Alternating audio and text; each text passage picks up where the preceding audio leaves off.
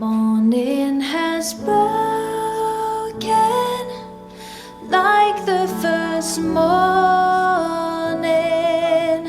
Blackbird has spoken like the first bird. Praise for the singing, praise for the morning, praise for them springing fresh from the world.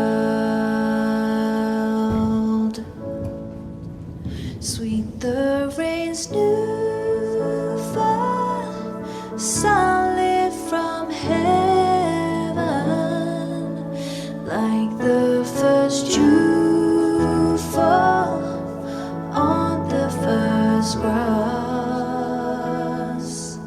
Praise for the sweetness of the wet garden, sprung in completeness where his feet pass. Mine is the sunlight, mine is the morning, born of the one light Eden saw play. Praise with elation, praise every morning, God's recreation of the new day.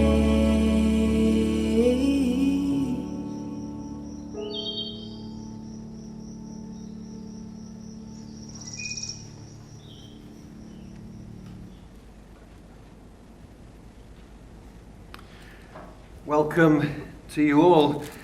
Friends, we're here together today to celebrate Joan's life.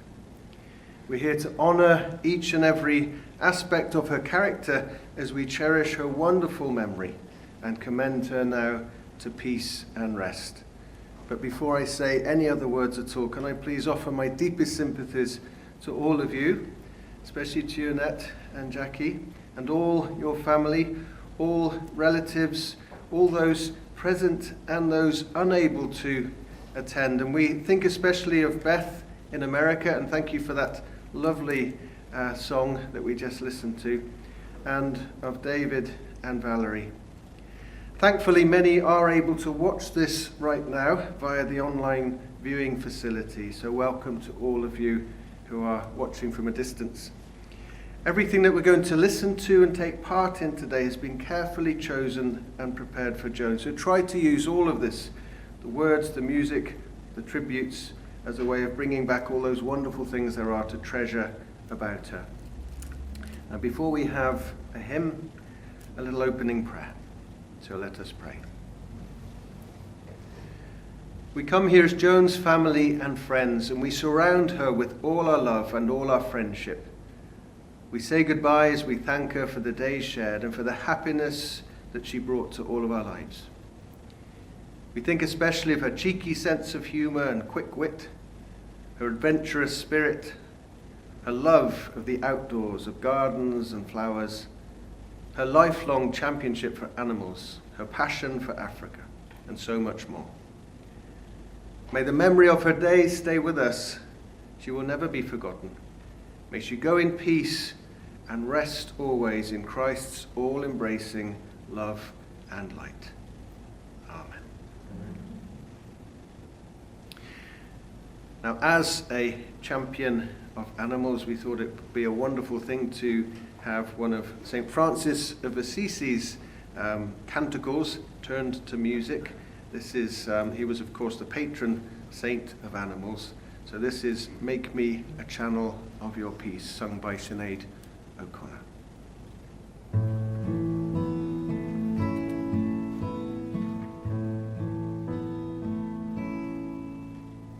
Make me a channel of your peace, where there is hatred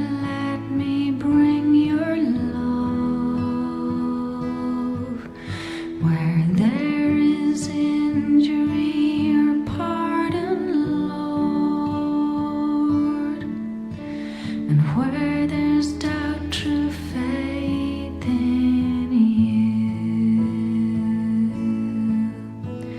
Make me a channel of your peace.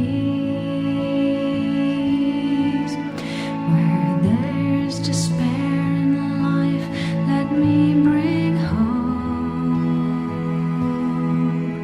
Where there is darkness, only light. And where there's sadness, ever joy. Oh, Master, grant that I may never see so much to be consoled as to console, to be understood as to understand, to be loved as to love with all my soul. Make me a channel of your peace. It is in pardoning that we are pardoned. It is in giving to all men that we receive, and in dying that we are born to eternal life.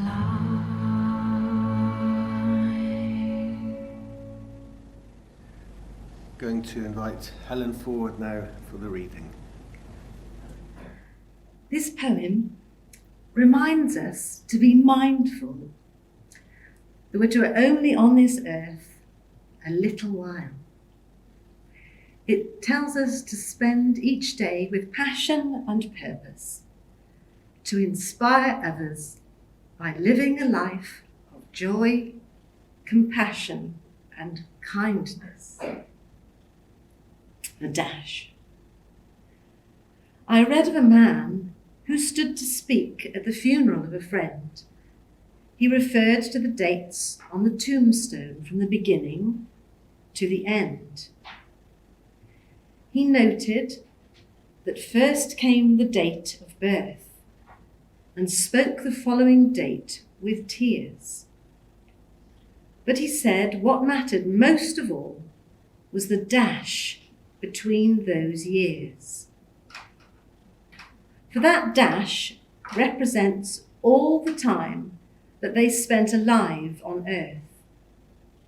And now only those who loved them know what that little line is worth. For it matters not how much we own, the cars, the house, the cash.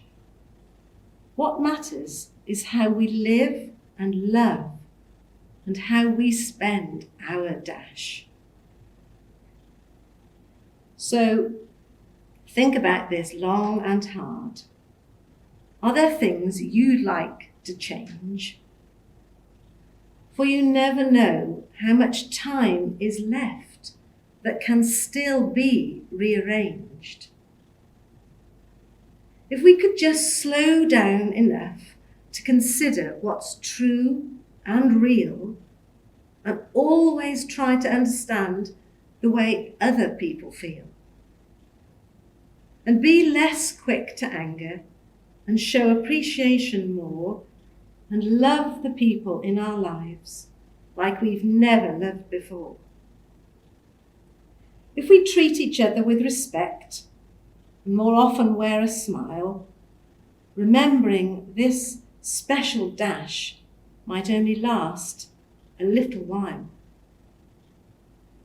So when your eulogy is being read, with your life's actions to rehash, would you be proud of the things they say about how you spent your dash.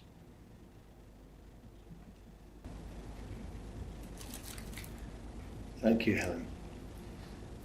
Now, if you all look at the screen, we're going to be able to have a look at some of the ways that Joan spent her dash. This is Mum's 90-year dash. Mum, an only child, was born in Worcester on the 3rd of June 1930. Her childhood, teenage years and early adulthood were spent living in and around Kimver in Staffordshire.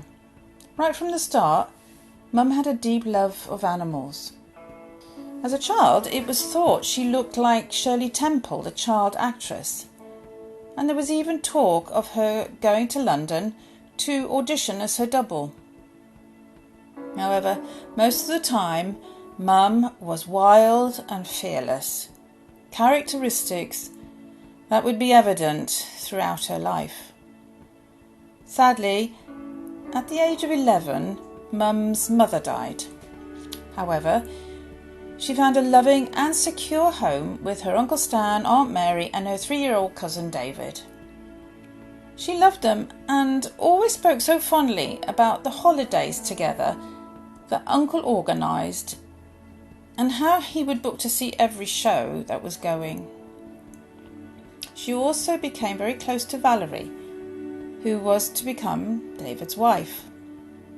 Hello everybody, I'm Joan's cousin, but I hope you remember her because she arrived at our house when I was 3 and she was 11 and she lived with us until she was 24, and I think she was probably, I thought of her as a sister, and I shall miss her very much now that she's gone. Her best friend was Jo, and together they often found themselves in trouble, such as the time they went to play with the village children without telling anyone, and they returned just as the police were being called. Mum tells of the time she and Jo were to start school on the same day. Mum was sick with excitement and couldn't go in the end. On going to school the next day, she concluded it to be awful, and she couldn't wait to leave. One of her greatest pleasures as a child was her bike, which she used to steer with a cord tied round the handlebars as if she was riding a horse. There was the time she flew down the hill towards the house, expecting the gate to the drive to be open, only to discover, too late, that it was shut, and she ended up going head first over the gate. And, having picked herself up, she rushed into the kitchen declaring, "I'm dead." Mum loved visiting and holidaying with her cousins on the farm in Martley, where she was known as Joni. There she learnt to ride, plough with horses, drive a tractor and milk the cows by hand, which, maybe conveniently, she said she wasn't very good at. Other holidays were spent caravanning in Wiseman's Bridge near Tenby in Wales. Mum loved reading about animals, and she also loved the Christopher Robin poems by A. Milne, which she used to read to David and then to Annette and I when we were children. She never tired of hearing these in her final years, especially her favourite about the lost Alexander beetle. Animals always featured in so many photos, and it was clear Mum found great comfort and joy in their company. She had thought she would like to have become a veterinary nurse, but after a few months on work experience, she really couldn't stand to see the animals in pain. Although it was not going to be her career, caring for animals would, however, become a lifelong commitment. Mum also looked into dog breeding, but she did not like to see animals bred for gain. She then went to work on a farm in Home Lacey, Hereford for 6 weeks, but she didn't like that because it was too cold. Then in 1948, at the age of 18, she became a dental nurse and technician. She had discovered a passion for teeth. She worked for Menzies Dental Surgery in Starbridge until the time that she left for her beloved Africa in 1956. Her cousin Alan, who was 6 at the time, clearly remembers Mum arriving one foggy November day at the farm in Martley to tell them that she had come to say goodbye as she was off to Africa. Mum sailed to Africa with her friends Jack and Winnie. Arriving in what was then Northern Rhodesia, now Zambia, she took a job demonstrating for Royal Icing. This often involved travelling up to 120 miles on dirt roads, all on her own. Of course, this satisfied her other passion, driving. It was whilst demonstrating that she met Dad, who was a rival demonstrator for an American confectionery company. He was so struck by her skills that he asked her to do his demonstration for American frosting. He told of how he was struck by her Hollywood looks and her carefree attitude. She was struck by his Hollywood looks and, of course, his MG sports car. When she went to South Africa, I remember very, very well, at Christmas time we all had to book a long-distance phone call, and we spoke to her when she was in Northern Rhodesia, and we were really pleased when she met Norton, and we loved Norton dearly too. They married in 1958 and Mum returned to her role as a dental assistant and Dad worked on the copper mines. Annette and I arrived on the scene and spent our early childhood surrounded by pets and rescued animals, dogs, a cat, ducks, a tortoise, pet rats and a bush baby. We learned how to ride horses and were shown how to love animals and to be brave around spiders and creepy crawlies, which were always known by the Afrikaans word hoho. As for Mum, she liked nothing more than galloping at full pelt on a horse through the bush. She also loved sailing in Ndesha, the wooden sailing boat that Dad built. The name meant quickly, quickly, and despite hating water, she loved going quickly and leaning right out with her ear to the water. These years included visits back to see family in England. Her cousin Alan again remembers seeing Mum walking up the field with me, aged 18 months, having travelled by bus from Kimver to Martley. These holidays always involved a trip to the sea. On one occasion we lived in Kimver for a year before returning to Africa with Mum's little blue mini traveller which she had shipped to Cape Town and then drove back to Zambia on her own with 2 small children. We all survived despite the elephants, baboons and a leopard that we encountered on the way. One other memorable holiday is when we drove with a caravan from Zambia through southern Rhodesia to the coastal resort of Beira in Mozambique, a journey of over 850 miles one way. It was beset with breakdowns and incidents, but it turned out to be a wonderful beach holiday. As the only good option for secondary school education at that time was a boarding school in South Africa, we left Africa for England in 1968 and settled in Martley, near the farm of Mum's childhood. Mum worked in the dental labs learning how to repair dentures and eventually had her own denture repair business. Taking Mum to the dentist in her later years was always an eye-opener. That is for the dentist, as they were generally taken aback by her knowledge and dental terminology. In 1974, Mum changed her career and worked for St George's Dry Cleaners, becoming area supervisor over 12 Worcestershire shops, which of course took her back to her passion for driving, especially as now she had her own company car. There were new pets, a dog, cat, bantam hen, a guinea fowl, a lost dove, a baby owl and a field mouse. As for caravanning, Mum was delighted when she and Dad bought their own static caravan at Wiseman's Bridge near Tenby in Wales. Yet the pull of the African sun was ever present, and in 1982 Mum, Dad and the cat returned to South Africa. They had a beautiful bungalow on the outskirts of Johannesburg, and Mum was in her element creating a garden from scratch. Gardening being her later passion in life. Indeed, watering the garden was always a key moment in her day. A delight for Mum was when a stray cockatiel flew into the garden. Not being able to track down its owner, Jojo was of course adopted, and for someone who had a phobia of feathers, this much-loved bird was allowed to fly around the house and land on her head. Annette, Richard and friends visited Mum and Dad in Johannesburg, as did Paul, I and our children, and we have wonderful memories of these holidays under the African sun. Mum and Dad were there for 7 years, but had to make the very difficult decision to return back to the UK in 1989 when Dad's back problems worsened. Of course, Jojo came with them.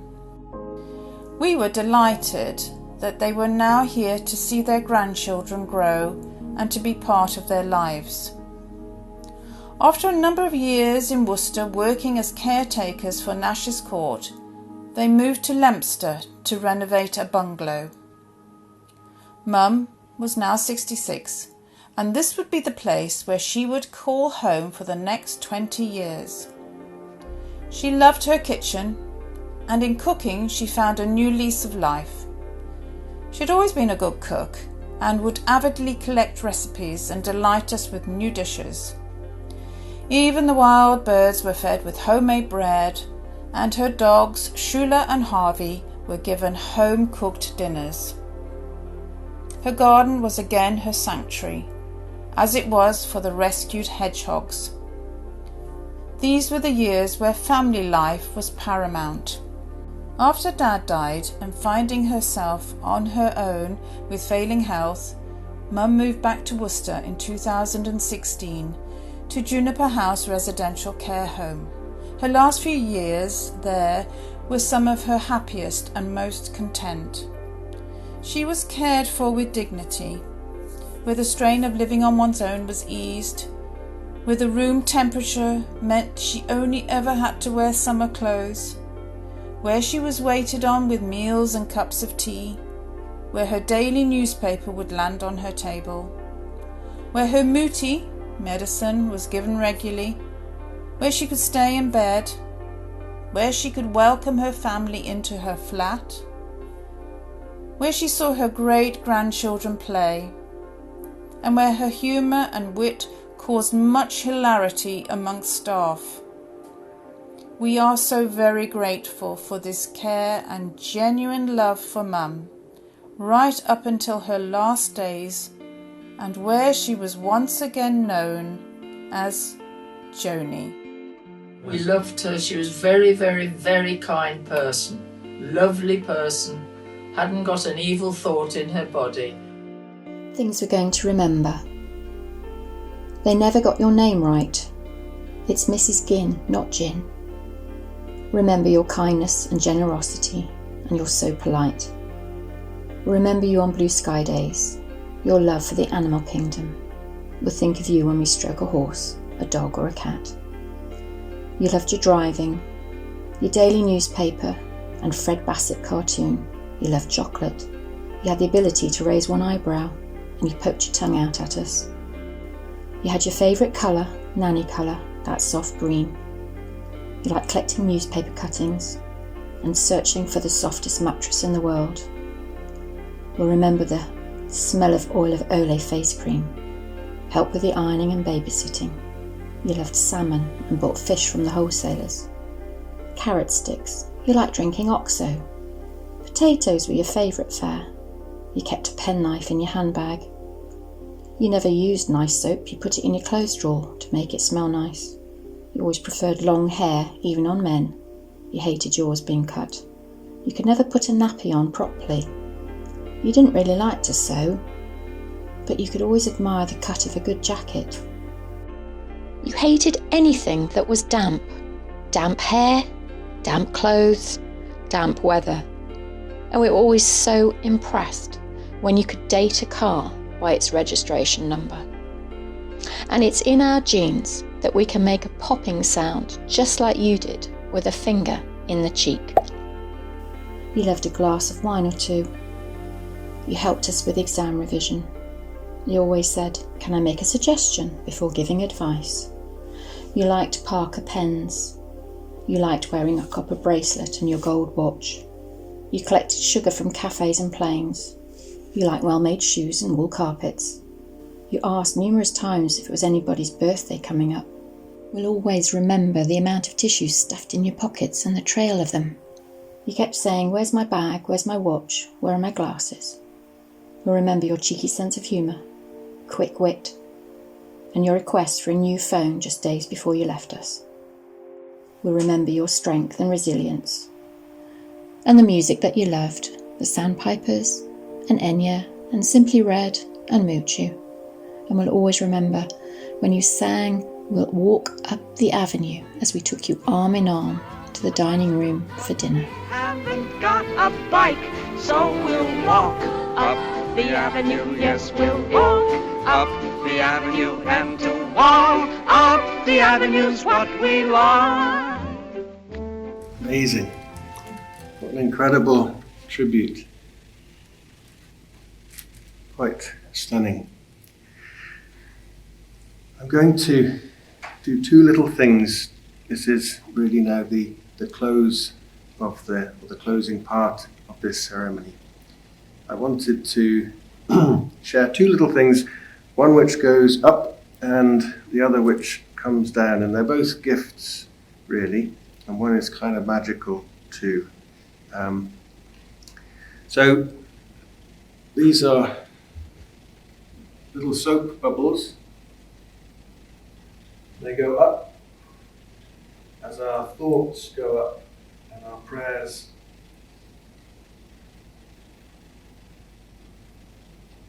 As we say goodbye to Joan, which isn't really a goodbye, of course. She remains with you all. But as we let her go into a place of peace and beauty and light and wonder, just let these little bubbles be like your thoughts for her, your prayers, your wishes.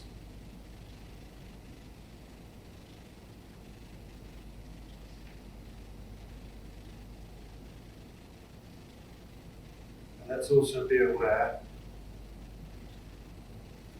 that she will always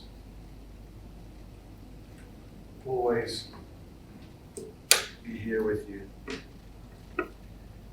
I'm going to give that to you afterwards because I have to do something with it first because of the current situation, I'm afraid. And the little gift that comes down from above, I was going to say that these are dove feathers, but maybe they're cockatiel feathers. Thinking of Jojo.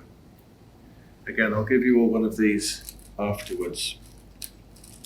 Feathers have been used, or white feathers have been used as a symbol of peace and also a symbol of angels or a symbol of our loved ones living on in the realm of heaven. So I'm going to place this with Joan and then give all of you one to take with you as we leave. And as you think of these white feathers, I'm going to read this little poem. A white feather blown from heaven settles nearby on the ground. They're found in the most amazing places, letting you know they're still around. They know that a pure white feather won't fill your soul with fear. It's just a loving gesture to let you know that they're still near.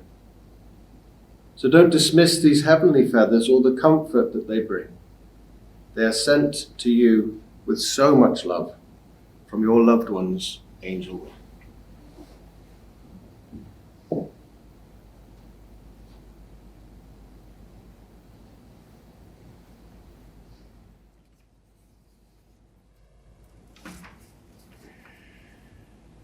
So once again, we bring all of those memories of Joan back into our minds and hearts. And as we do so, may the warm sunlight from above ever shine upon her.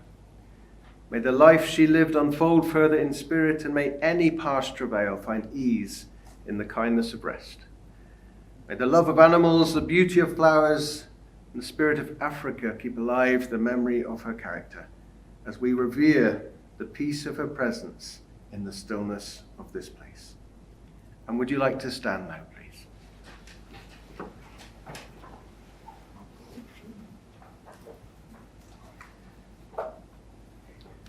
I'm going to say the final words of committal and then an African blessing, and then we're going to listen as we leave to George's amazing song that he wrote for his grandma. So we entrust Joan to God's most tender keeping as we now commit her body to be cremated. Earth to earth, ashes to ashes, dust to dust. As we let go of her body, we hold on to her memory, which we know will live on in the minds and hearts of all her family and all her friends forever. Nima yake iwi kwako, yuko nawe, asubuhi na jioni, ukujapo unadapo, ukajali, ukulinda, ukuona, ukuwaza, ukupenda, yuko nawe.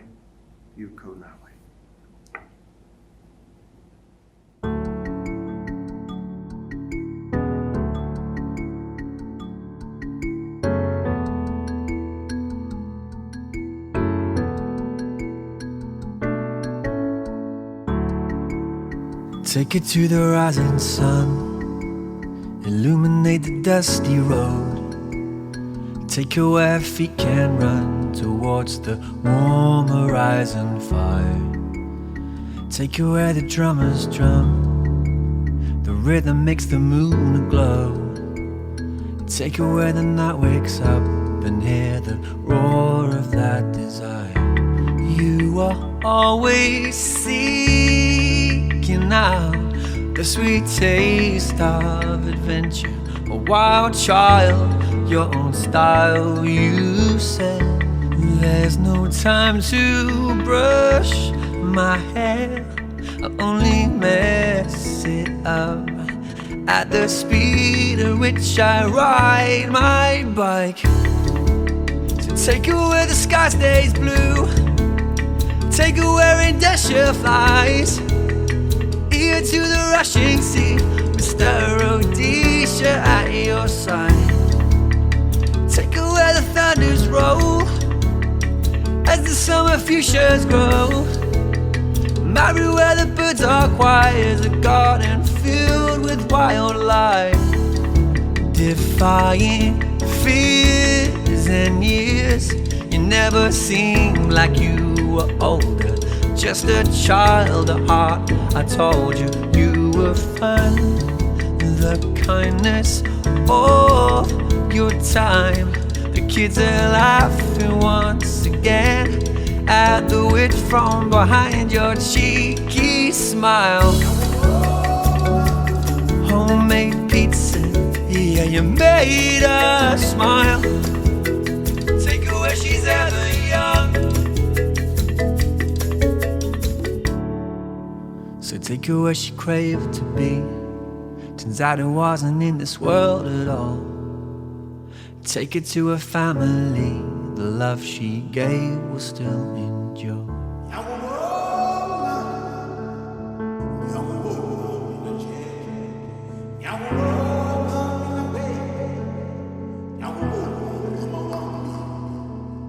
And now you'll be drinking from a different cup.